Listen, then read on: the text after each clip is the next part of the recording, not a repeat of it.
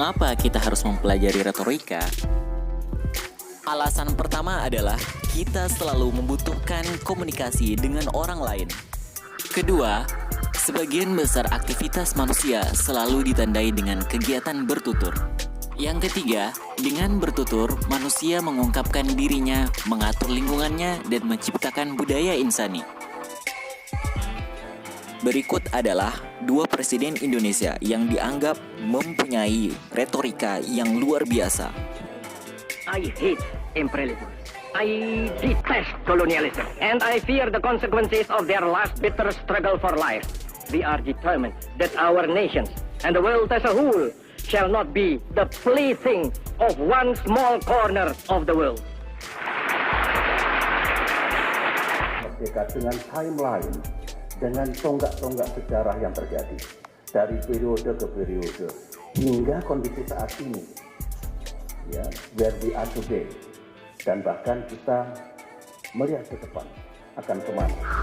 Nah, sekarang apa itu retorika?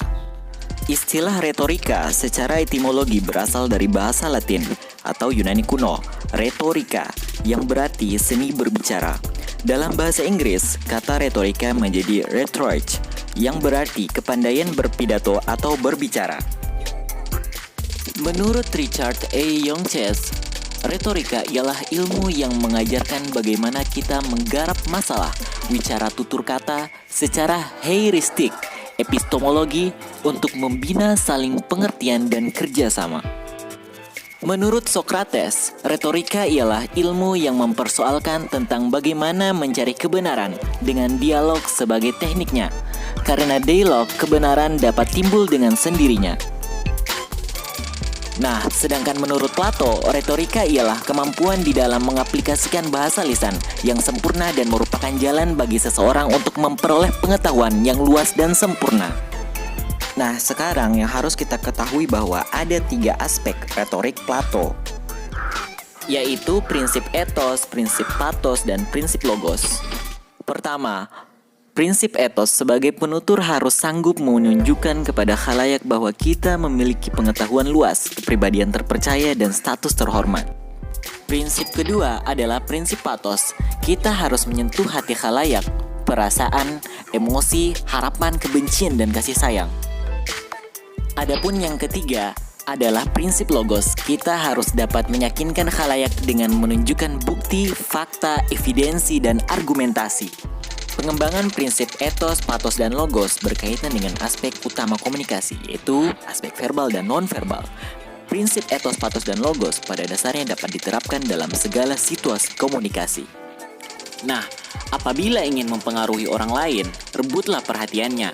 Selanjutnya bangkitkan kebutuhannya. Berikan petunjuk bagaimana cara memenuhi atau memuaskan kebutuhannya tersebut.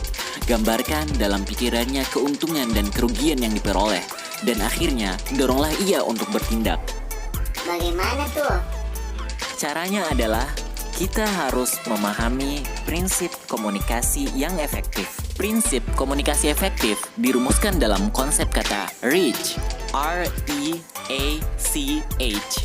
yang berarti merengkuh atau meraih.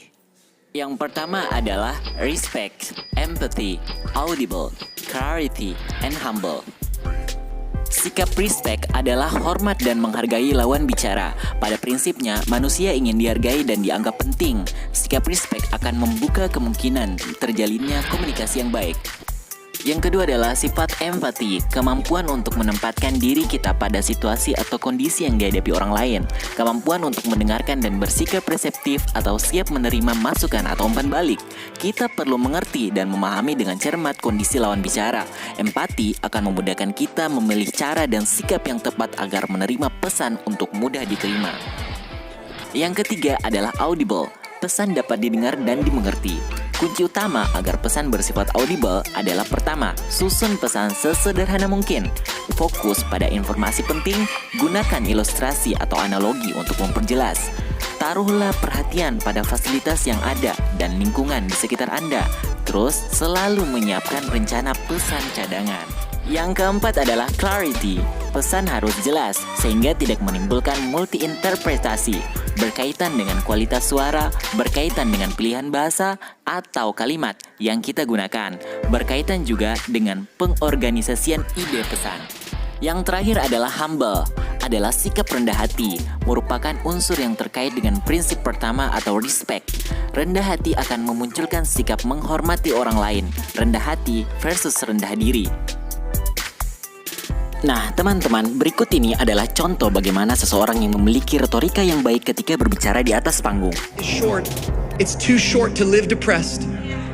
It's too short to live anxious.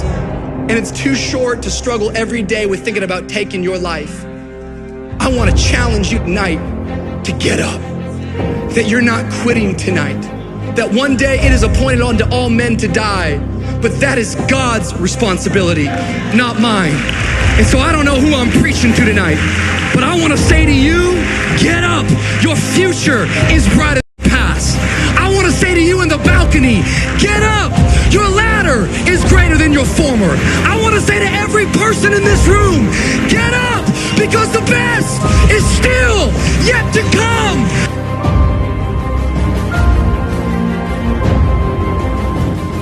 Wow, keren sekali bukan? Nah, itulah tadi beberapa penjelasan mengenai retorika. Semoga kita semuanya bisa mendapatkan kemampuan untuk berbicara di depan publik. Terima kasih, jangan lupa subscribe dan nyalakan lonceng notifikasi.